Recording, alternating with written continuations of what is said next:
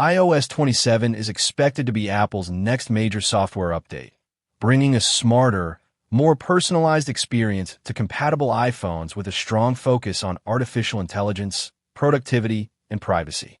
According to early expectations, the update could introduce a more advanced version of Apple Intelligence with improved on-device AI features, a more capable Siri, smarter writing and image generation tools, and deeper integration across Apple's ecosystem. Users may also see a refreshed interface with new customization options for the home screen and lock screen, enhanced multitasking, improved battery optimization, upgraded messages and FaceTime features, and expanded privacy and security controls.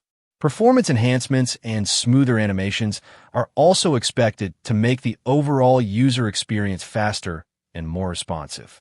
Apple is widely expected to preview iOS 27 at WWDC in June, followed by a developer beta, a public beta during the summer, and the official stable release in September alongside the next generation of iPhone models.